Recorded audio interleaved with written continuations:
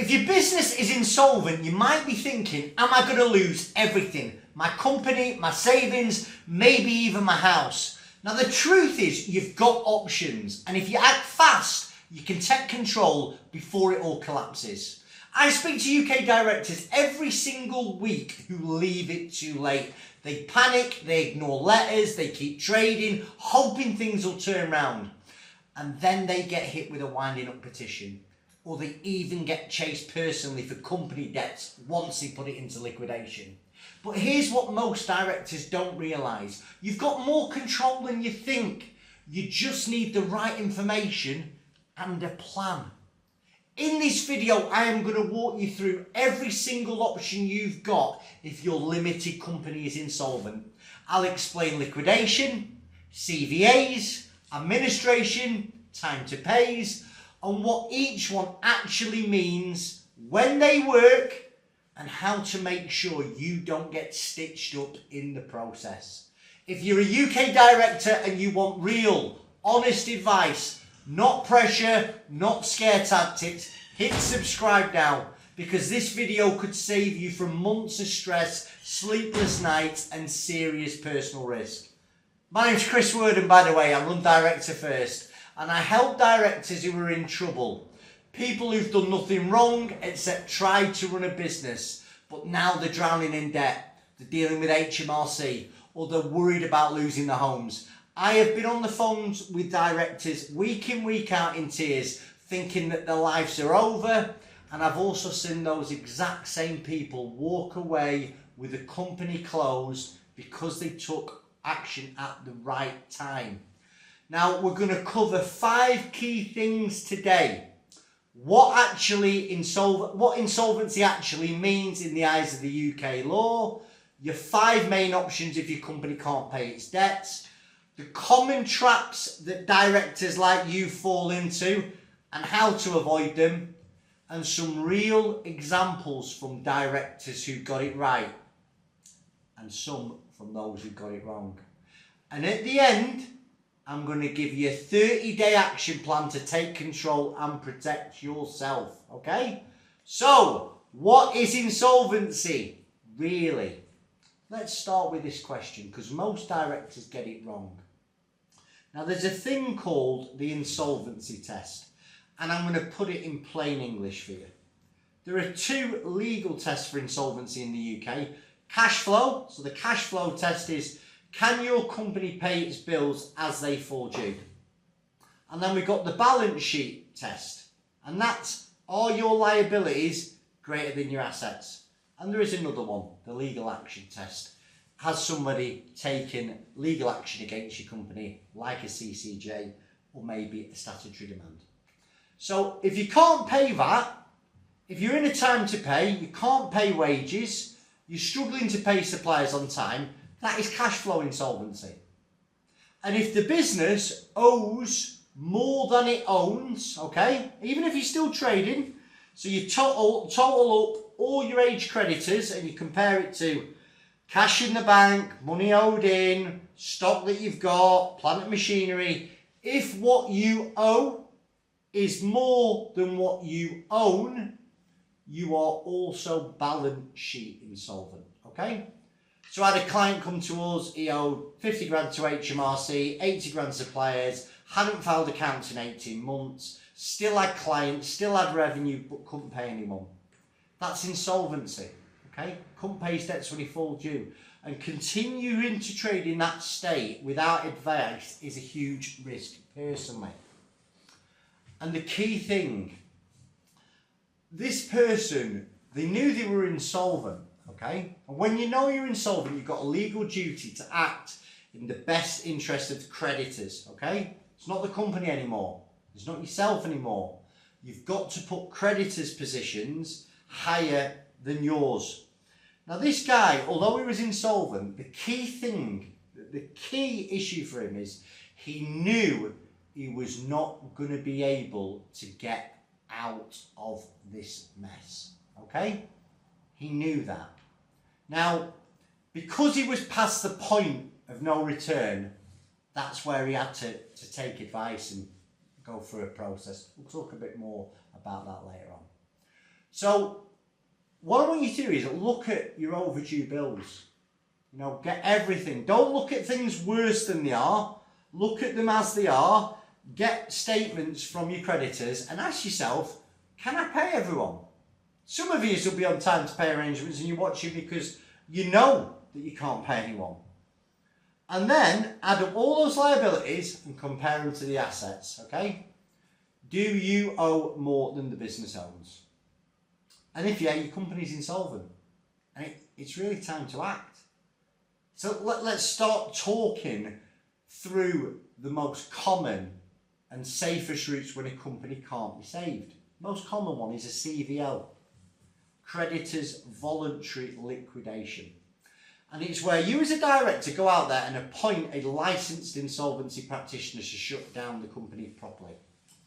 And if there are any assets, they'll handle the realisation of any assets. They'll notify creditors, deal with HMRC, deal with Companies House. And remember, they're going to conduct an investigation into your conduct, okay? What it does for you at this stage is it stops legal action, stops bailiffs, stops HMRC threats. And it closes the company in a structured and legal way. And it protects you if you've done this right. Because as a responsible director, the minute you become insolvent, you've realised you're past the point of a no return, it's your duty then to take action. Another thing it does is it allows your staff to claim redundancy from the government. They'll be able to claim, anyone who's been there over 2 years will get redundancy entitlement. But even if they've not been there over 2 years, they'll get holiday pay, notice pay, and even unpaid wages, okay? It more often than not resolves things like bounce back loans, C-bills, because you go into liquidation, the government then claims on the guarantees for both of those loans and gets paid. And the supplier debts and the HMRC issues, they're unsecured debts, so they end up in the liquidation, okay? Now, a warning for you, right? If you know you're insolvent and you know you're not going to get out of the hole, right? You've got to be careful if you're going to keep trading. Now, there's a caveat here. You might be insolvent on a balance sheet basis, and you might be insolvent on a cash flow basis. But you're a seasonal business and you know in Q4 you are absolutely going to smash it, okay? And you're going to right all the wrongs of the last 9 months. You might have a reason to keep trading there. Just make sure you document the rationale behind you continuing to trade. I get it a lot in construction. A job's gone bad, you can't pay HMRC, you can't pay your suppliers, and on your balance sheet you're insolvent. But you know that you are going to pick up a multi-million-pound job in 3 months' time. It's not signed yet, but everything says there's a good chance that it's going to come your way. What you need to do at that stage, again, that might be a reason to keep trading, but document your decision, document your rationale. Listen, if you've got this going on, you need to pick the phone up and we'll talk about the specifics. But some warning signs and things to avoid. If you pass the point of no return, don't keep trading. And don't repay one creditor over another. It's called a preference payment, okay? So for instance, you're going to speak to someone like me about insolvency. You've got 50 grand in the bank and you owe your Auntie Mildred 40. If you pay your Auntie Mildred, instead of paying HMRC and your suppliers, not only are you going to be in trouble, your Auntie Mildred is as well, because a liquidator will set aside that payment and either go for your Auntie Mildred or go for you personally, okay? It's called a preference payment. Don't transfer company assets for less than they're worth, right? This is called a transaction under value. And let's say you've got a van. You know the van's worth 15 grand. Because you can we buy any van it. If you sell that van, you can sell your assets to yourself, by the way, even if you're insolvent, but you've got to pay fair market value. If you sell that van to Dave down the pub for 2 grand, when the liquidator's appointed, they are going to scrutinise every asset that has been sold out of that business. certainly before insolvency. And what they will do is they will set aside that and they will go after Dave for the van, or they could make you personally liable for the shortfall. Okay. Another thing, don't try and strike off your company or dissolve your company with debts on the books like a bounce back loan or a CBILS. Okay, you're just going to get objected to. Now, if your company can't be saved, a liquidation is often the cleanest, fastest and safest way to deal with it and move on, right? Now, I'm going to move on to option 2. That's a company voluntary arrangement, CVA for short. Now, if your company has a future, it's got some solid revenue, underneath it there's some good contracts, there's a potential to recover, a CVA might be the best bet. And a CVA is a legally binding deal between your company and its creditors, and you agree to pay back a portion of your debt over a period of time, usually 3 to 5 years. And it's based on what the business can afford, and you find that out from detailed cash flows, working with an accountant or a finance director. Now, the advantages are you keep trading, and it stops all legal action once a CVA is approved. You repay what you can afford, not always everything. Okay, some people have to pay 100p in the pound, but it's often not the case. And you avoid liquidation and you preserve the brand. You're in the hot seat. There's no change of directors. You're still in control. And in certain cases, a CVA, you can still reduce your debts by quite a lot and keep going. So I have had a client in the building materials space. They had circa 380,000 in unsecured debt. Suppliers were walking away, staff were worried, and they got 72% of their creditors to approve a CVA, and they wrote off almost £200,000 worth of debt. And it helped them keep trading. The reason why they couldn't really liquidate is they wouldn't have been able to get new terms on the lease. They wouldn't have been able to find a new property. So that's why they did a CVA. And 2 years on, they're profitable and they're back to making money again.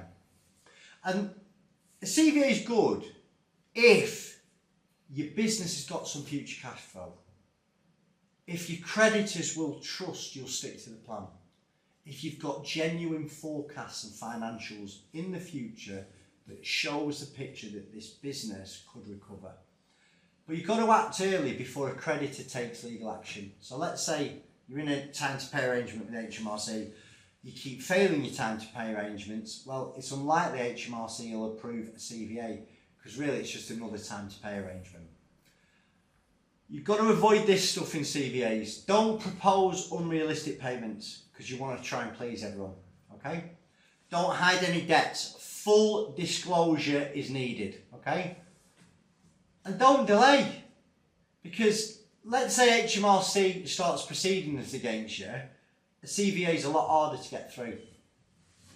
Now, let's talk about an administration and a pre-pack sale. So an admin makes sense. It's like for certain businesses that have got a hope of recovery should they be able to shed a lot of legacy debt. And it's like a formal process that protects your company from legal action while an administrator works to restructure, sell or rescue the business. A pre-pack admin is when a buyer, often the current directors, buy the business and the assets before the administration starts, and it allows for a clean transfer to a new company. Now, there are a lot of benefits to admins. Legal protection for creditors is one. It stops bailiffs. It can stop winding up petitions, supplier action. It keeps staff in jobs and keeps the brand intact in many cases. And from a PR point of view, it's seen as more of a rescue process. Now, it also allows you to start fresh with a new limited company and shed a lot of legacy debt. Now, I've been involved in tons and tons and tons of admins over the years. And the key thing is you get an agent to value the business. At the end of the agent valuing the business, there is a short marketing period. And I know people are worried about their businesses being bought from under the nose. It happens very, very, very rarely. At the end of the marketing period, you submit an offer to the agent. And if the agent will accept the offer, the IP will look at it, they'll review it, and they'll hand you over to the solicitor to deal with the sale and purchase agreement. Okay, done right, fantastic way of saving your business. Now, the key points here is they've got to be transparent and they've got to be independently valued. So to sort of show that it's fair, your business will be marketed, right? It will marketed for a period of time, and other people can make offers on your business, and in theory you could lose your business. But in 99.9% of cases, people aren't buying a business on 5 to 10 days due diligence. The value, the most value, is normally back to you as the director. Another thing is, you can't just use this process and then be in the same position again in 6 months. You've got to look at, my coffee machine's turning off. That's the magic of live video. Could I get some water in there, by the way? Now, you've got to learn the lessons from the previous company failure, okay?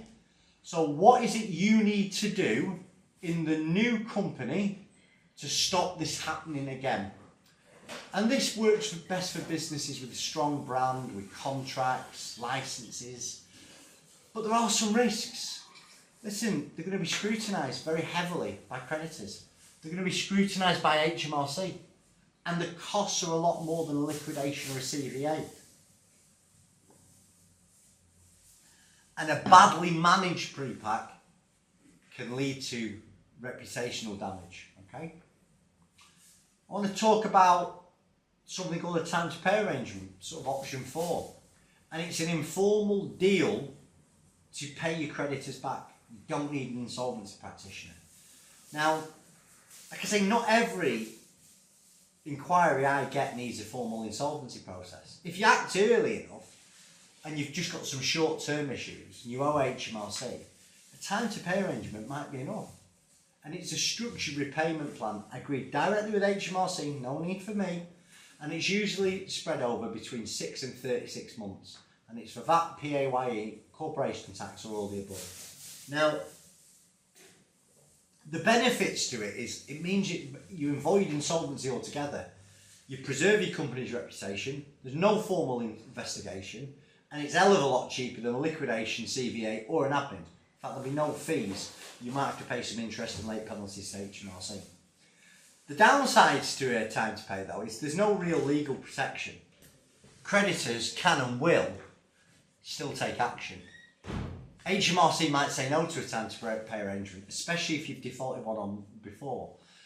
And if you fail your time to pay, then what might happen, well, not what might happen, what will happen, is HMRC will just go along the debt collection process and they'll end up winding up your company. You've got to remember, if you're trying to get a time to pay arrangement, got to be realistic, got to be well presented.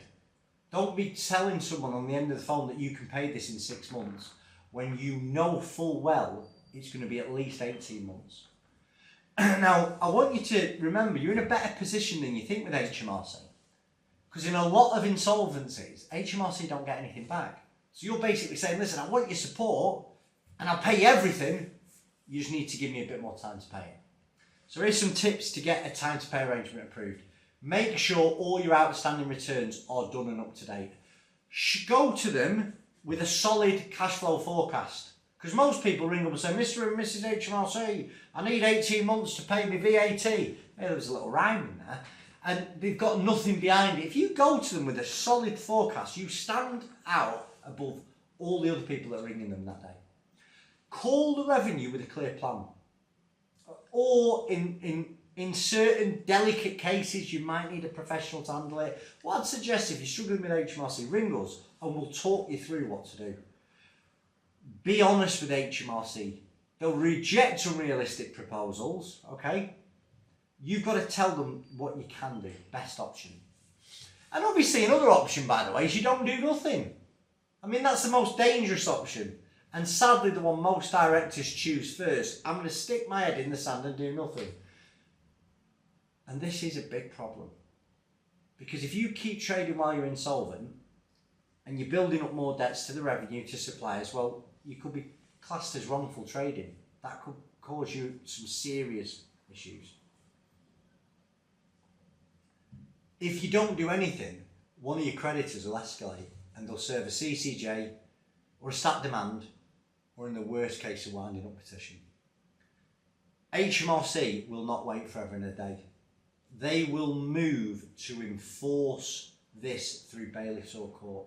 And what they could do is turn up to your place of business and look to take control of the Goods Act. They'll go round your business, your machines, your vehicles with a clipboard, and you'll sign it. And at the end of that meeting, HMRC owns all your gear. They've not took it yet, so you don't think it's as bad as it is. But if you don't pay them everything that you owe them, they will remove your goods from their premises and sell them for tuppence halfpenny at an auction. And if they don't do that, they'll wind you up. They'll petition to wind your business up in court. And what happens there is you get the winding up petition on your doorstep. A couple of weeks later, it's advertised, your bank account's frozen. These are big, big problems if you do nothing. And if your winding up petition is served, you don't do anything then, the company gets forced into liquidation and the official receiver investigates you. And let me tell you, the official receiver, the consequences of being wound up compulsory are always worse. So the bottom line, doing nothing is not playing it safe. You are giving your control away and the consequences will be severe. So, how do you choose the right option for you? You've got to ask yourself a few questions. Can your business survive? Yes or no? Are the debts short term or are they long term? Have we got a graze here or is there a gaping wound in your leg? Is your reputation important to protect? Do you have any personal guarantees? Do you have any overdrawn directors' loan accounts? Because remember, if you're going to go through a process, you've got to factor in how you're going to deal with a personal guarantee, how you're going to deal with an overdrawn loan account. And in both scenarios, they can be restructured. Personal guarantees will be restructured if you end up in an insolvency. But you've got to have a plan of how to deal with a personal guarantee before you make any decisions. And also overdrawn loan accounts. Remember, in an insolvency, certainly an admin or a liquidation, you're going to have to give your proposals to the liquidator to pay back your DLA. Now, most people won't be able to pay back their overdrawn loan account. So it's a case of, can a deal be done? Listen, if you're really wealthy with billions of pounds in property, you'll pay all your overdrawn loan account back, but it'll probably be over an extended period of time. If you haven't got a pot to piss in or a window to throw it out of, it's highly likely it'll be written off. Most people are somewhere in the middle. But the key thing with overdrawn loan accounts is you do not appoint a liquidator until you've had this dealt with, okay? Another thing you've got to think of is, are you prepared to shut it down and move on? Because if you've got personal guarantees, it's highly likely that you're going to have to keep trading in some guise to pay those personal guarantees over a longer period of time. So listen, key advice, if the company's done and you want out, a liquidation is likely the cleanest path. Is the business is worth saving, maybe a CVA, maybe an admin, maybe a liquidation where you buy the assets back. And if it's early and you've been compliant, informal options like time to pay is still possible. But you've probably watched this and you're probably feeling a bit overwhelmed and unsure. So guess what? Speak to someone now. Call us today. You can speak to somebody in my team. We will get on a phone call with you today. Because the earlier you're at, the more choice you've got. If you wait too long and you end up stuck in a process that's forced on you, that's when you've lost control and the consequences will be worse. So here is what to do next, okay? Stop panicking. Start planning. Take a breath. You're not the first to go through this and there is a roadmap. 2, are you insolvent or not? Do that insolvency test. List all your debts, list all your assets. Can you pay your bills on time or your liabilities more than your assets? Number 3, pull your financials together. Get some management accounts. What does your P&L say? Get your bank statements together. What's coming in, what's going out? What's your cash flow forecast look? What is your 13-week rolling cash flow looking like? Money coming in, money going out. And then, number 4, you've got to be careful. You've got to stop all non-essential spending, right? No bonuses, no big director withdrawals, no weekends to Monaco. Don't repay any one creditor ahead of another. Number 5, pick the bloody phone up to me today. Okay? Not, whatever you do not go with the people saying, we'll write off all your debt and you will sail off into the sunset. Or even worse, we'll buy your business for £1. Please, if it's too good to be true, it is. And don't go with someone who just pushes you down one road. You need proper advice, a proper conversation with someone who puts you first. And that's what we do here. If this video helped, hit subscribe, drop your questions in the comments. I'll reply to as many as I can. And if you're struggling with insolvency right now, reach out. We're not here to judge, we're here to protect directors and get them back on their feet. Thank you for your time. Chris Worden, Director First. God bless.